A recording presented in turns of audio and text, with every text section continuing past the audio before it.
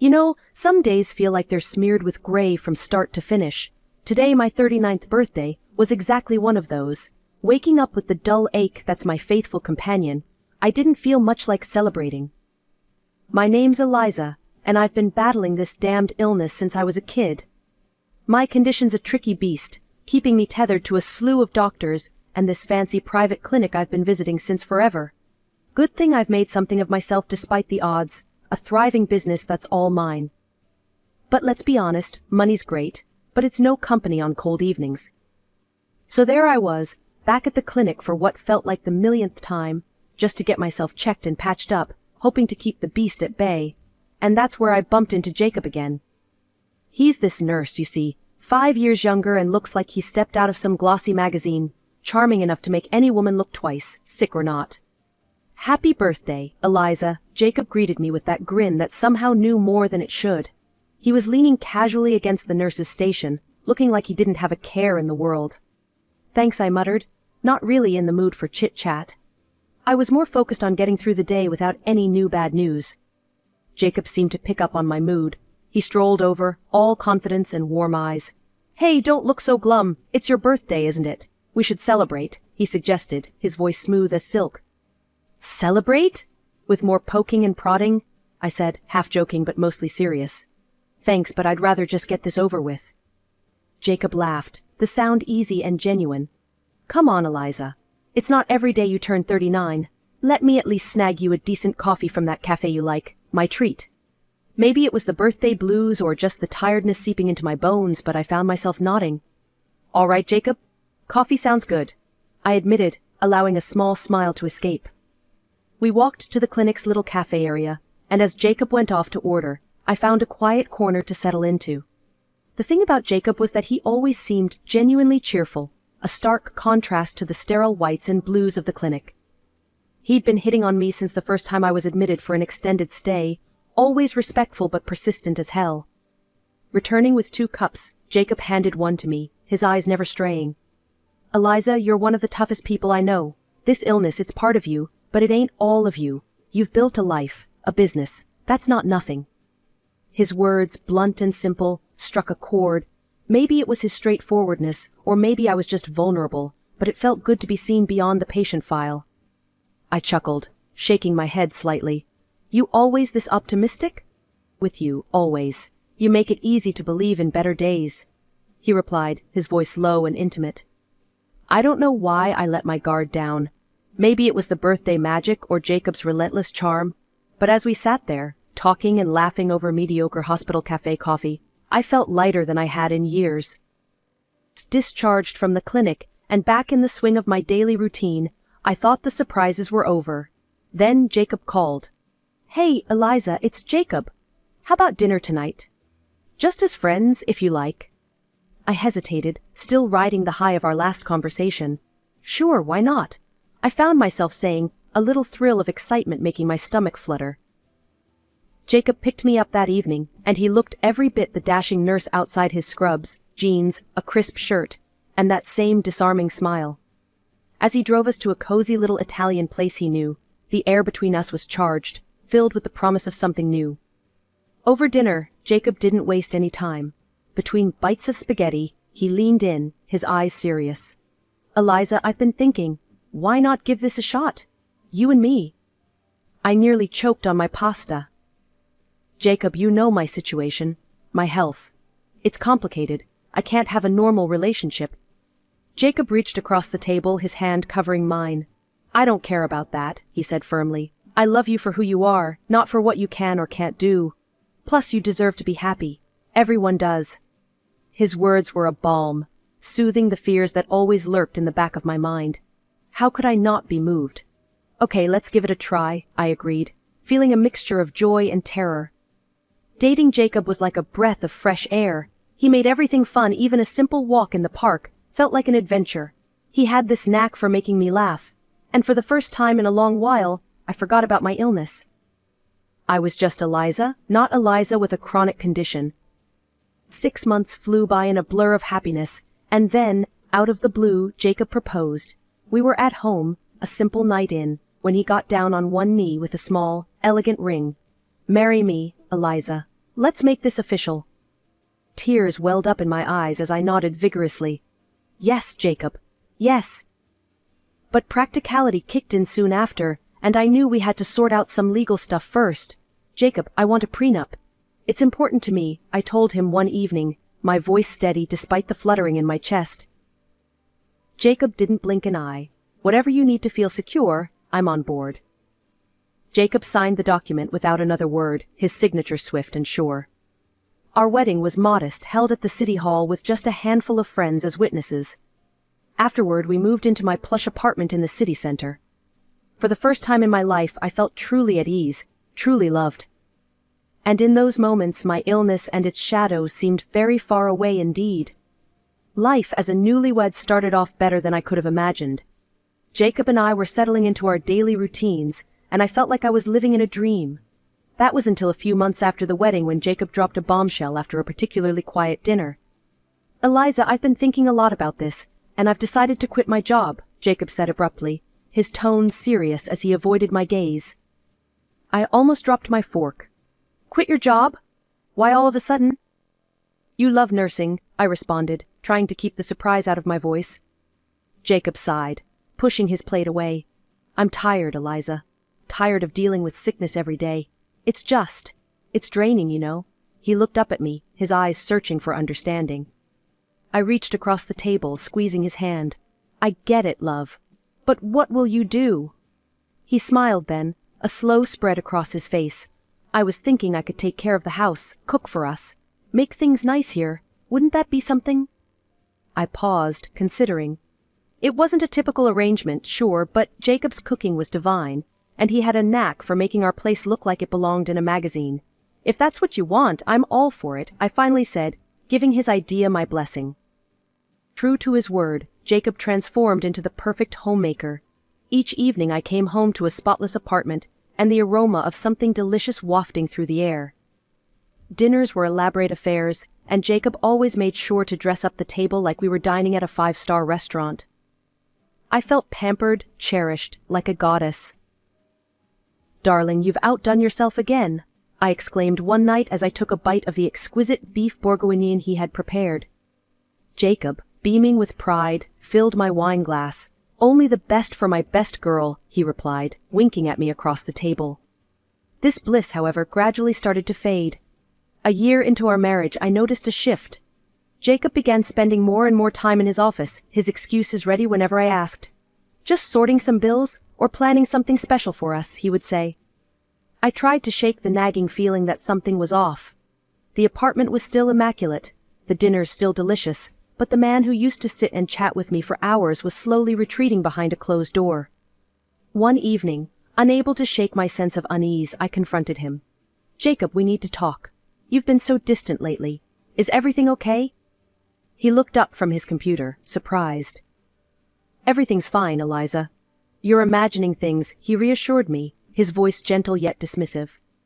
"But you're always locked away in here. We hardly talk anymore. Don't you miss how things used to be?" I pressed, feeling the frustration rise. Jacob stood and came over to where I was sitting, his hands on my shoulders. "Eliza, I love you. Nothing's changed. I'm just managing some stuff to keep our lives running smoothly. Trust me, okay?" I wanted to believe him, to brush off the doubts and fall into his reassurance. "Okay? I trust you," I murmured, though the pit in my stomach told me not to dismiss my feelings so quickly. It was supposed to be a surprise. I planned to leave work early, cook dinner for Jacob, and maybe rekindle some of that old spark. I was practically buzzing as I turned my key in the lock, ready for a quiet evening with my husband. What I wasn't ready for was the scene that greeted me. In the kitchen, a middle-aged woman, whom I had never seen before, was bustling around, chopping vegetables and stirring pots. My heart sank. "Excuse me, who are you?" I asked, my voice sharper than I intended. The woman turned, a look of confusion crossing her face. "Oh, you must be Mrs. Eliza. I'm Helen. I've been cooking and cleaning here for over a year now," she said, as if that explained everything. "A year?" My voice cracked. "And who hired you?" "Your husband, madam. He said it would ease your burdens," Helen replied, returning her focus to the bubbling pot on the stove. I felt like the floor was slipping away under me. Thank you, Helen. That will be all for today. I'll handle it from here, I managed to say, keeping my tone even. Once Helen left, the silence of the apartment pounded in my ears. I sat down, trying to process everything. Where was Jacob if not here taking care of things as he claimed? The next day, I contacted a private detective. It was something out of a TV show, but desperate times called for desperate measures. I needed to know what Jacob was doing. The detective's report came back faster than I expected. Jacob had been gambling, not just casual poker nights with friends but high-stakes games at a casino downtown. He was in debt, big time. When I confronted him that evening, he didn't even try to deny it. His face crumpled when he saw the detective's photos and reports scattered across the coffee table. Eliza, I can explain, Jacob stammered, his eyes not meeting mine. Explain, Jacob, you waste our money. My voice rose, a mix of anger and heartbreak. Jacob's shoulders slumped. I know it's bad. I started going to the casino just to blow off some steam. But it got out of hand. I'm so sorry, Eliza. Sorry doesn't fix this, Jacob. I was trying to stay calm, but the betrayal stung deep. You have debts because of your gambling. How much are we talking about? He hesitated, then mumbled, 70,000. There was a long, heavy pause. Then, I made up my mind. I will pay off your debts this one time. But under 2 conditions: you seek treatment for your gambling addiction, and you sign a receipt acknowledging that I have paid this debt. Treatment, yes, I'll do it. Anything you say. And I'll sign whatever you need me to. Jacob rushed the words out, relief fleeting across his face. I arranged everything quickly. The debt was cleared, and Jacob started his therapy. He signed the receipt, his hand shaking slightly as he put pen to paper. A whole year had ticked by since I'd bailed Jacob out of his gambling debts and watched him walk into that rehab center. He'd come back seemingly changed, dedicated to our fresh start, or so I thought. That illusion shattered the day I came home to find not just Jacob, but his sister Linda and her 3 kids surrounded by suitcases and boxes in my living room. What's all this? I asked, my tone icy as I dropped my keys and bag on the hall table, taking in the chaotic scene. Linda, who had the nerve to look right at home, smirked as she straightened up from unpacking a box. Oh, Eliza, we're moving in. Jacob said it's fine, since it's his apartment now. My head snapped towards Jacob, who was leaning against the wall with an all-too-familiar smug look on his face. What is she talking about, Jacob? Jacob pushed off from the wall and sauntered over with an impudent grin. Exactly what she said. I've had enough, Eliza. You've been riding my back for years, making me your servant. It's time I took what's mine. I stared at him, dumbfounded. Your servant? Are you out of your mind? I've supported you, paid your debts. Linda piped up again, her voice sharp. And that just proves it. You've kept him under your thumb, paying to keep him tied to you. Jacob nodded vigorously as he pulled a stack of papers from behind a cushion on the sofa. I've filed for divorce, and I'll be seeking compensation for years of mistreatment and alimony, since I've been the one stuck at home. The absurdity of his words stung. I looked around at the home I had built, at the faces of his nieces and nephews who looked confused and tired. This wasn't just a betrayal, it was a coup. I realized then that any response would be futile. Jacob had made up his mind, egged on by Linda's greedy ambitions. Instead of the explosive reaction they expected, I turned, my movements calm and deliberate, and went to our bedroom to pack a bag. Jacob called after me, his voice laced with false concern. Where do you think you're going, Eliza? I didn't look back as I zipped my suitcase. I'm leaving. My lawyer will be in touch with you. Discuss any further matters with him. As I walked out of the bedroom, suitcase in hand, I could hear Linda's snide whisper. Well, that was easier than I thought. Jacob laughed, a sound that once would have warmed my heart. Now it chilled me to the bone. Yeah, she knows when she's beaten. I could hear their triumphant laughter as I descended in the elevator, but it was hollow. The night air was cool and liberating, and as I hailed a taxi, a small, knowing smile played on my lips. Jacob thought he had won, played his hand perfectly, but he was clueless about the ace I had up my sleeve. I directed the taxi to my house in the elite cottage settlement, an hour's drive away and a world apart from the city's chaos. This house was my sanctuary, unknown to Jacob. Years ago, when my business first flourished, I invested in this property, thinking of my long-term health needs. It nestled within a village that boasted of a specialized clinic for my condition.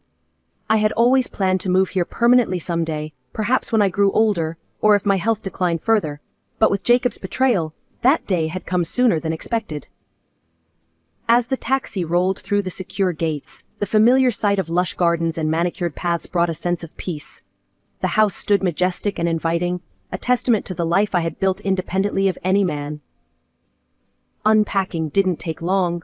I had brought only essentials, knowing everything else I needed was already here. Sinking into an armchair, I exhaled deeply, truly relaxed for the first time in months. The peace was short-lived, however. A few days later, my phone buzzed, a call from Jacob, his voice frantic and angry. "Eliza, you set me up. What's this nonsense about paying rent?" I couldn't help but smile at his outrage. "Calm down, Jacob. Why don't you come over and we can talk about it? I'll text you the address." The next morning, I watched from my front porch as a car pulled up. Jacob and Linda stepped out, their eyes wide as they took in the expanse of my property. The shock on their faces was almost comical. "What is this place? How do you have a house like this?" Jacob blurted out as they approached. I stood, crossing my arms. "Welcome to my home, Jacob. This is where I've planned to retire. You never asked, so I never mentioned it." Linda, ever the instigator, nudged Jacob. "She's been hiding all this from you, and she made you live in that tiny apartment?" Jacob's confusion turned to anger. "You tricked me, Eliza. And now your lawyer tells me I owe rent for an apartment that's been sold? I spent years taking care of that place." "That apartment was a rental controlled through my company, Jacob. You didn't think to ask about the details, did you? And yes, it's been sold. The rent's due next month," I explained nonchalantly. Linda piped up, her voice dripping with greed. "We want this house, Eliza. If we have to leave the apartment, you should give us this house." Jacob nodded, a desperate look on his face. "Yeah, if you don't, we'll sue.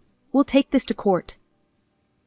I burst out laughing, the sound echoing off the high ceilings. "Oh, you will you? This house was bought before I met you, Jacob. It's protected, outside the reach of your claims." Their faces fell, the realization that they had no legal ground to stand on sinking in. As they continued to protest, I made a simple gesture to the security personnel who had discreetly gathered nearby.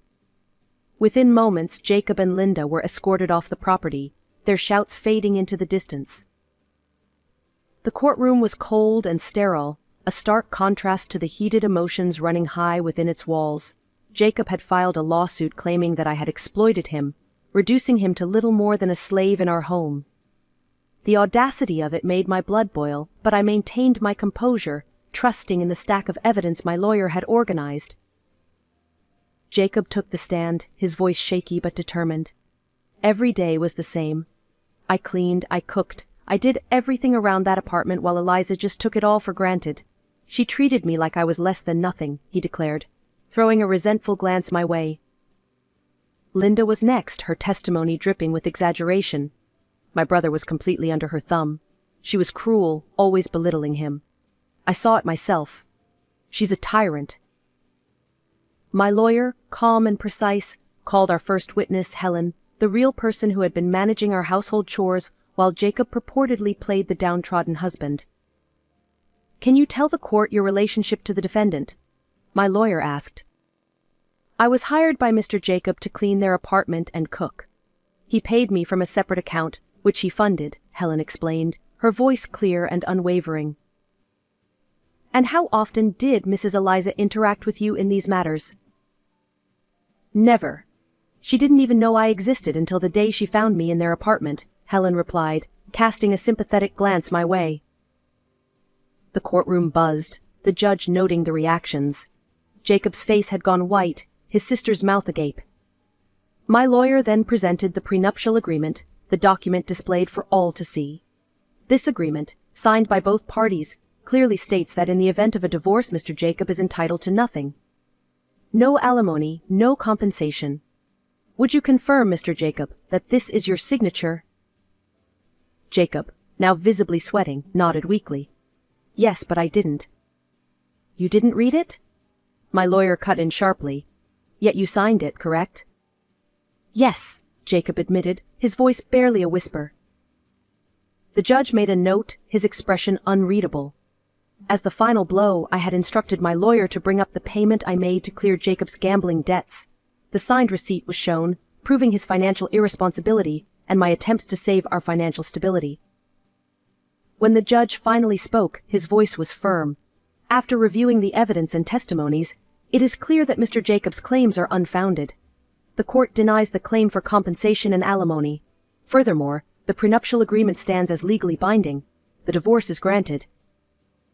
Jacob slumped, defeated, while Linda's face contorted with rage. You idiot, she hissed at him outside the courtroom. You screwed up everything. We had a perfect setup, and you couldn't even play your part right. As they bickered, I walked away from the courthouse, a weight lifted off my shoulders. Jacob had been planning to live off me, thinking he could outsmart me. His greed was his undoing, and now he was left with nothing but his own failures to contemplate. Life had a funny way of coming full circle, and as I sat in my sunlit living room overlooking the gardens of my secure, serene village home, I couldn't help but reflect on the whirlwind that had been my life over the past few years. My business was thriving, managed efficiently by my assistant, and my health was stable, monitored closely by the excellent clinic just down the road. I was finally at peace, or so I thought, until Jacob showed up again, uninvited and unwelcome, disrupting my tranquility. It was a crisp morning when I saw him at the gates through the security camera, looking disheveled and desperate. I had instructed the guards never to let him in, but somehow he had talked his way up to the front door. As I opened it, he fell to his knees, an act so dramatic it would have been comical if it weren't so pathetic. Eliza, please, you have to take me back, Jacob pleaded, his voice cracking. I'll do anything. I'll cook, clean, whatever you want. Just let me stay here. I stared down at him, my disgust mounting by the second. Get up, Jacob. You're making a scene, I said, my voice icy. It's all Linda's fault. She talked me into everything, the divorce, the claims. I never wanted any of it. His words tumbled out in a rush, a sloppy attempt at excusing his actions. I crossed my arms, feeling the anger bubble inside me. You expect me to believe that? After everything, you think you can just blame Linda and I'll forgive you? Jacob's eyes were pleading, but behind them, I could still see the same selfishness. Eliza, I'm broke. I've had to take out a massive loan to pay you back that $70,000, and now I'm struggling. I can't survive out there. Should have thought of that before you tried to cheat me out of everything I've worked for, I snapped back. His hardships were of his own making. His current state was not my responsibility. Realizing his groveling was getting him nowhere, Jacob's tone shifted, edged with desperation. Eliza, I need this. Please. I shook my head, resolute. You need to leave, Jacob. Now. When he hesitated, I turned and signaled to the security standing by. They promptly stepped forward, each taking an arm, and lifted Jacob off the ground. No, Eliza, please, Enough, Jacob. You've made your bed. Now lie in it. I interrupted him firmly, my patience worn thin. As the guards escorted him away, I instructed them to ensure he would never be allowed on the premises again. Turning back to my home, I felt a surge of relief mixed with sadness. Sadness for the man I thought I had married, and relief that I was now truly free of him. I had dreams to chase and a life to live that was not defined by the deceit of a failed marriage. My home was my sanctuary, tailored to my needs and filled with peace. I planned to travel, see the world in ways I never had before, and meet people who shared my passions and integrity. As I looked out over the lush greenery that bordered my home, I felt a sense of excitement for the future. The world was wide and full of possibilities, and I was ready to explore it on my own terms, with my head held high and my heart open to new adventures. Jacob was a chapter closed, a lesson learned in trust and resilience. Now, it was time for new stories to begin.